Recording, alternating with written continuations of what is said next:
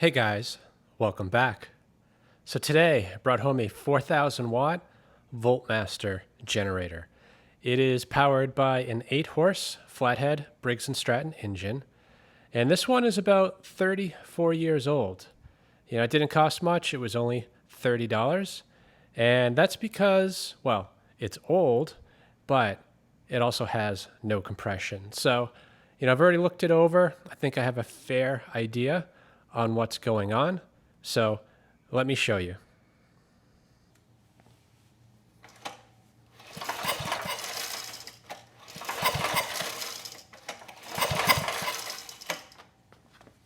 So I can hear the compression, which tells me the piston is going up and down. So the issue is not a broken connecting rod.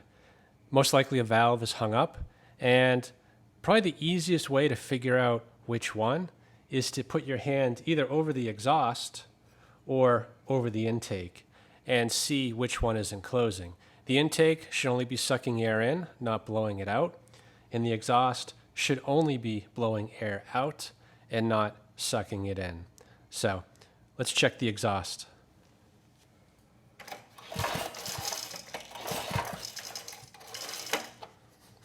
Yeah, and that's conclusive. It's blowing air out the exhaust and then sucking it right back in. So that exhaust valve is stuck open. The best way to fix it really is to pull the head off, get the valve out. But in order to get the head off, you need to get everything else around it off. So we got to pull the carb, the blower housing, the fuel tank, and then finally we can get to that head. I think before I do anything though, I want to get this contraption off the bottom and just level this out on a furniture dolly. But that kind of brings up another oddity on this generator. This does have electric start. The wires have been cut, and you can see right there is a battery tray, but that is made by this wood thing that's under here. So I'm not sure where the original location would have been for the battery. Potentially that was just an add-on that someone did at some point. But I guess my point is, this generator, it's quite old, and adding a battery and a battery tray is going to be at least $30 or $40.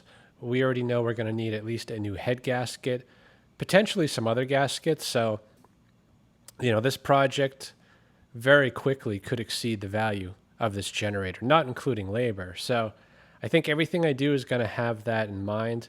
Most likely I am not going to put a battery on this or a wheel kit. But yeah, that's getting ahead of myself. I don't even know if this engine's going to run or the power head make power. So let's get this thing off the bottom. We'll get it leveled out and then start in on that engine.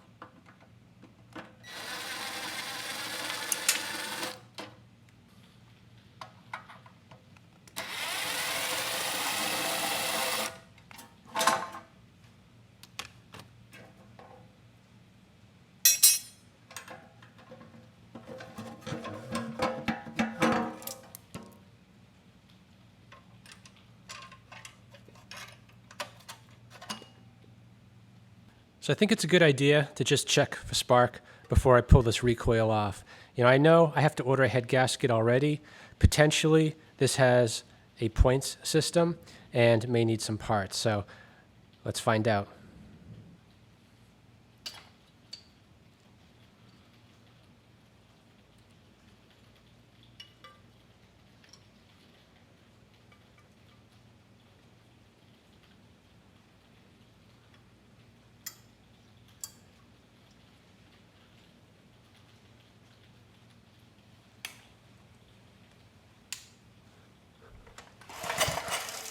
Beautiful.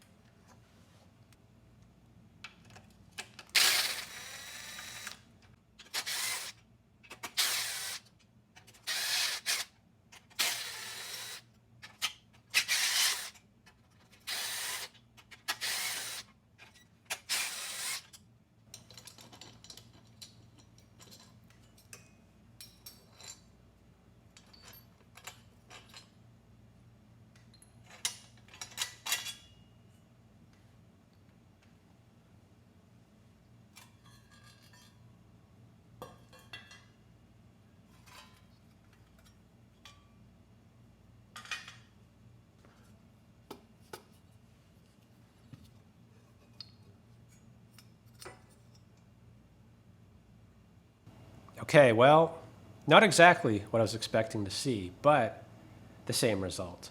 Both valves open and close. Right now, the intake's open. I'm going to rotate the engine, and now the exhaust is open. If I keep going, when the intake opens, the exhaust should be closed. And it looks like it is, but we know better. And you can kind of see a little gap right there. So if I try to rotate the valve with my fingers here, you can see I can rotate it. So that valve's not closed. Most likely it's just a valve adjustment that's needed. But since we're here, we'll lap both valves, we'll adjust both valves, and then put it back together.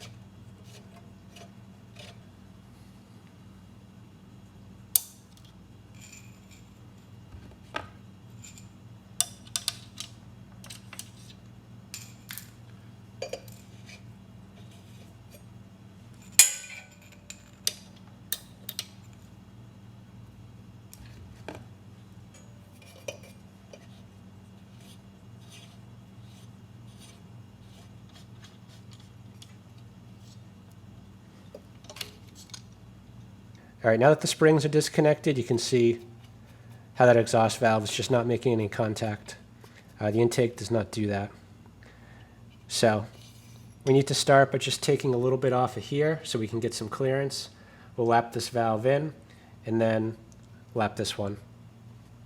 I checked online, and if I looked up the right thing, the exhaust valve clearance should actually be between 9 and 11 thousandths. So we do have a bit to take off. For this, I'm just going to use this bench grinder. I'm going to hold it as straight as I can, kind of rotate the valve, and check frequently. It's very easy to take off too much.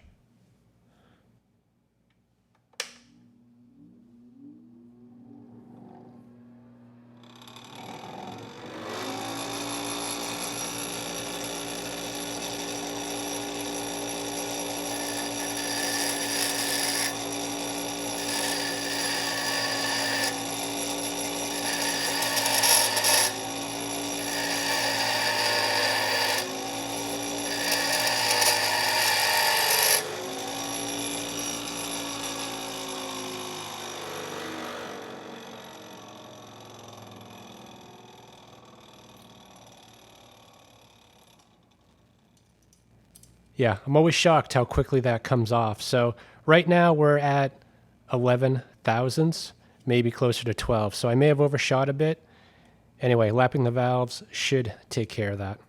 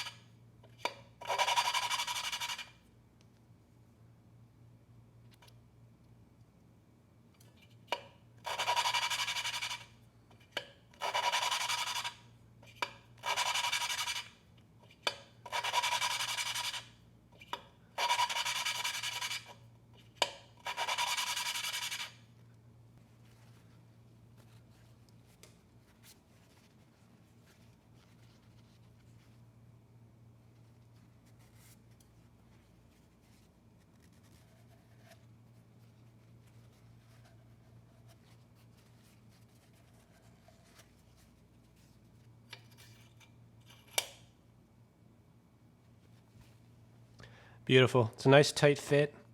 It doesn't spin. So that valve is done. I'll just double check that clearance.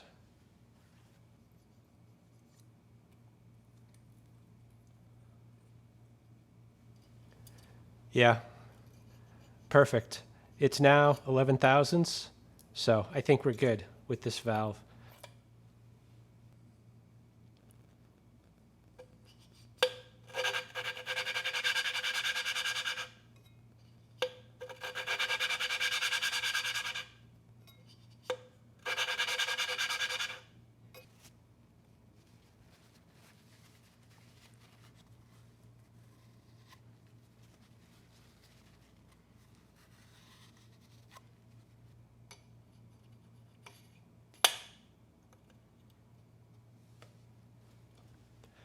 Yeah, that feels good.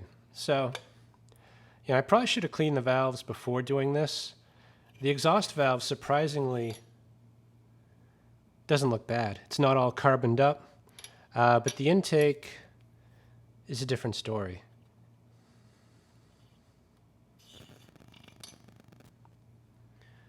You can see there's a decent amount right here. So I'm going to put this in the drill. We'll just spin it, hold some Scotch-Brite here, and might lap the valve again because just holding the Scotch-Brite there might change this a bit, and I want to make sure we have a good seal. But the exhaust valve actually, I don't think needs to be cleaned. I'll clean it anyway, but it's pretty clean. All right, and that's pretty much it. The valve's cleaned up real well. I lapped them in again real quick and double checked the clearance. We were at 10 thousandths on the exhaust and 6 on the intake. So I'm just going to take a minute, kind of decarbon the top of the piston here as well as, this area, and do the same on the other side of the head.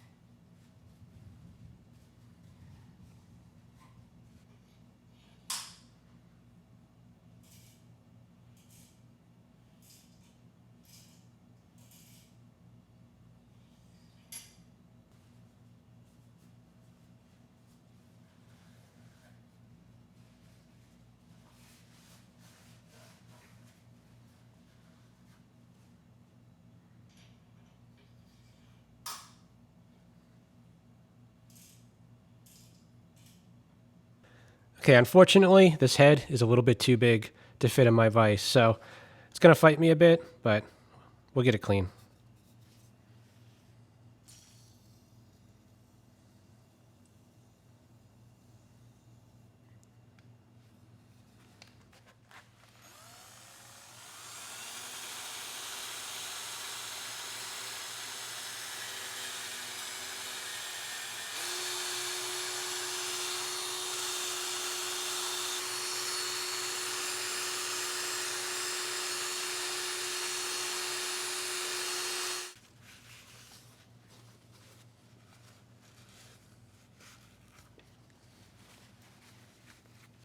That took a while, but the sealing surface is cleaned and a majority of that carbon has been removed. So theoretically, we're ready to reassemble, but I do need a new head gasket, a valve cover gasket, and a gasket for the carburetor. So get those ordered up and we'll continue on in a minute. The head gasket's on its way. It's actually going to be here tomorrow. So in preparation of that, I do want to get the valves reinstalled. And the intake one should be pretty easy. It just uses a retainer with this little, I don't know what you call it, but basically it just slides over into this notch and that holds the valve in place. The exhaust valve, not quite that simple. It does use keepers. So I actually drained the oil. I was thinking I might stand the engine up or tip it over in a funny way to get those keepers in there. But now that the oil's out, I'm thinking maybe I'll just try it like this. So I did put some paper towels in here.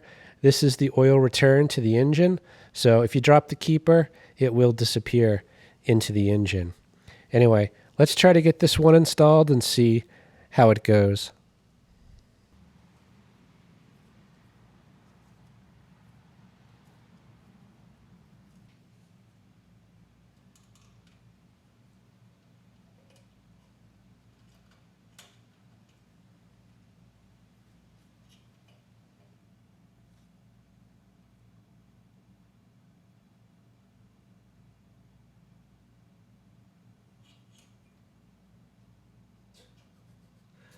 My fingers are way too big.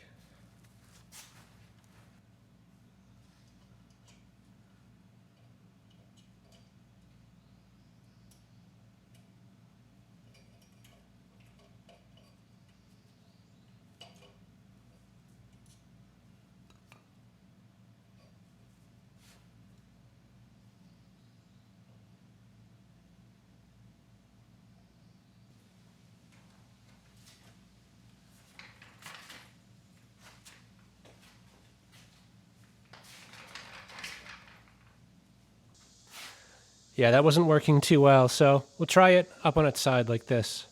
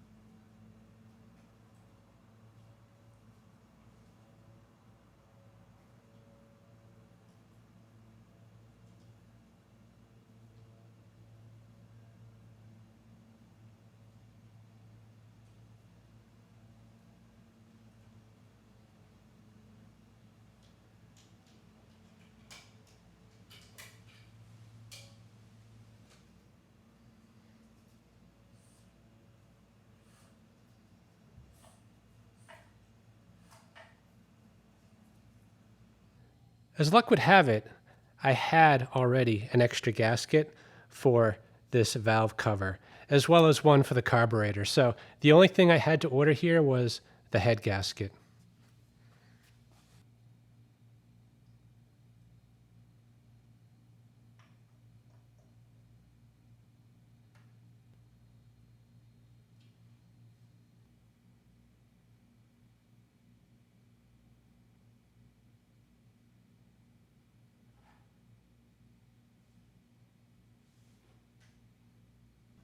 This just showed up, so I'm going to degrease the mating surfaces and we'll bolt everything down.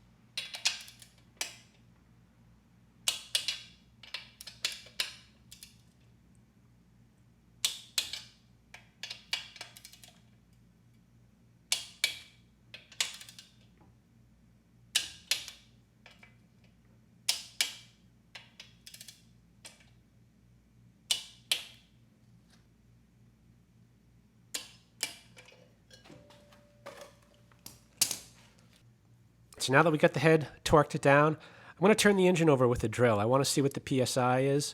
Normally, I would see 60 PSI on a generator with a compression release. This one, I assume has one, but honestly, I don't know. So let's rotate it over, and anything around 60 or better, I'd be pretty happy with.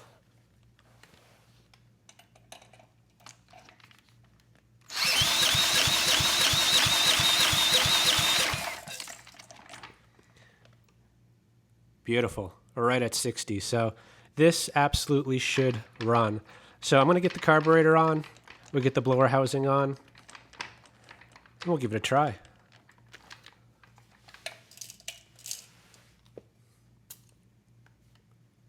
Just going to take a second. I want to degrease this engine before I put everything back on.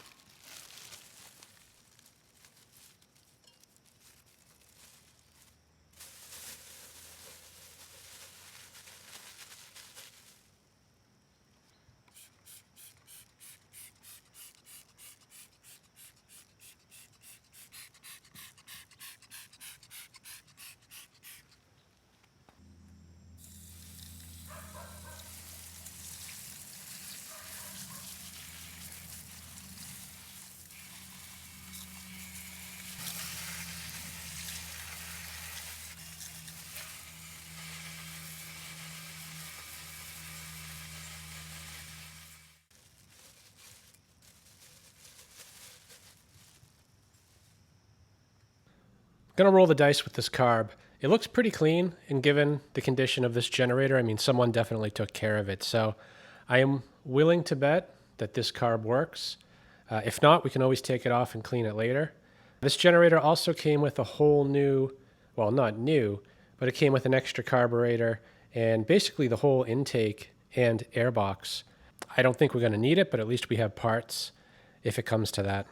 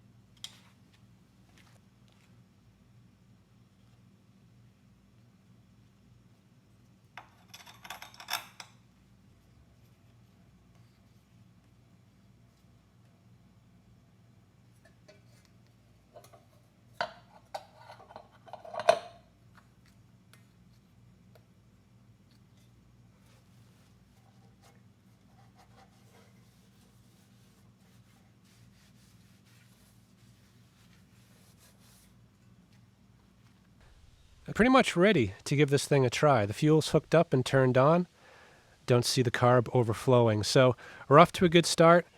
I'm going to leave everything electrical unplugged for now. This rotor does not have permanent magnets, and it could have residual magnetism issues. So I want to give it the best chance possible to power up.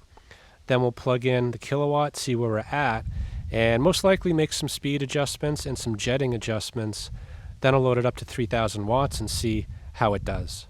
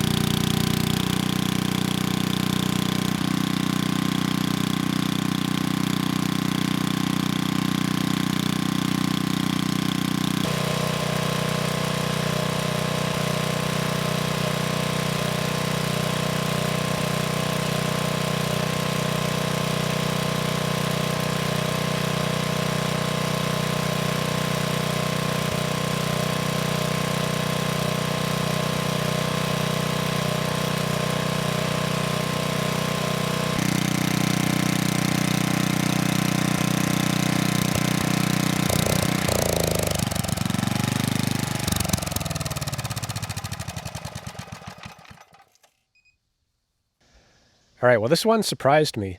I had a little trouble starting it, but that's because I had the choke backwards. I actually got it started with the choke off. I then tried turning it on, and of course, it didn't like that. So once I figured it out, things started running better. The engine speed was a little high. I think it was around 63, maybe a little bit over 63 hertz. So I bumped that down to 61.5, adjusted the jets, and then loaded it to 3,000 watts, and it did just fine. The voltage too, I was a little worried about it. It was 107 volts without a load, and once I put that 3,000 watt load on, the voltage came right up to 120 volts, and we were pretty close to 60 hertz. So this thing is doing really well. Anyway, I double checked the charging system, and it does seem to be putting out power. It was about 24 volts DC, which is high, but without a battery attached, I think that's expected. So given how this runs, I might add a battery back to it and potentially some wheels. Anyway, let's get this inside and figure out where to go next. I think I can reuse the wheels that came with this generator for the wheel kit. The axle, unfortunately, that came with it, it's not quite wide enough to extend beyond the edges of the frame. So I did pick up a new axle. It's the same diameter, 1/2 inch, and we'll just cut that to size. As far as the handles go and the feet, I'm just going to use these here. This is actually part of a dog bed that had ripped. So this was destined to be recycled, but it'll make a nice handle and foot. Unfortunately, there is a hurricane potentially that could hit this area in about 24 hours. So instead of putting the wheel kit on, I think the priorities have shifted a bit. I'm going to get the fuel tank back on, as well as new fuel line. Most likely remove those wires hanging out on the side, and at least get this in a kind of a state where it can be used if it needs to be called in action. And potentially, it could be the end of the video if someone ends up buying this. But let's get it service worthy, and then we'll figure out if we can continue with the enhancements.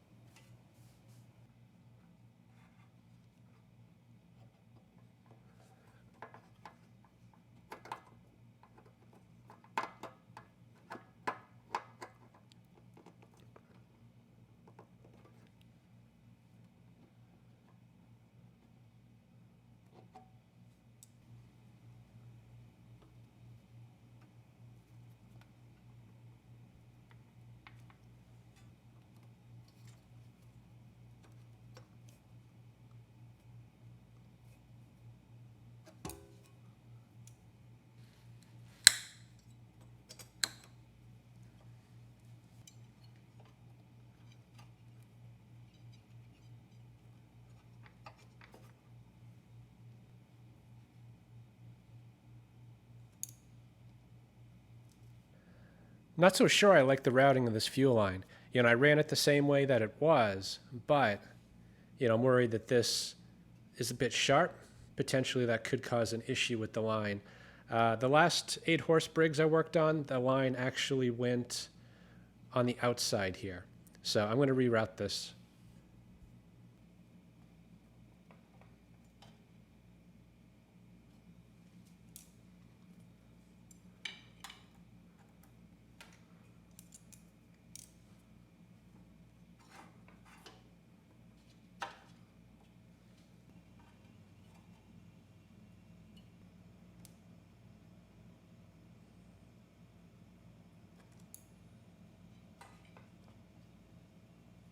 Before pulling these wires off, I'm going to try the electric start real quick, see if it even works.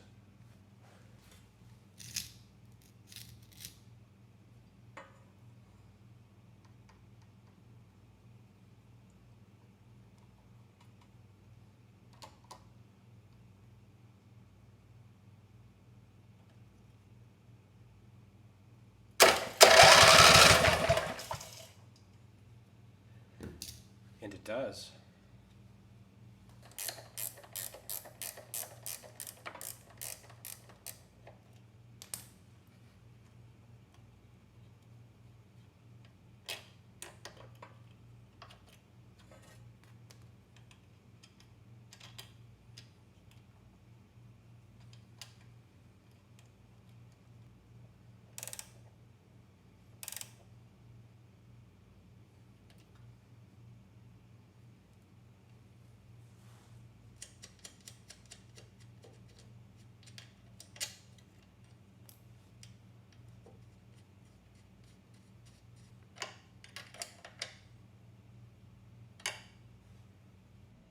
All right, guys, that might be it for this generator. I'm not sure. I guess we'll see how the storm goes. So either this is the ending or maybe not. But just in case, I hope this video helps someone. Thanks for watching.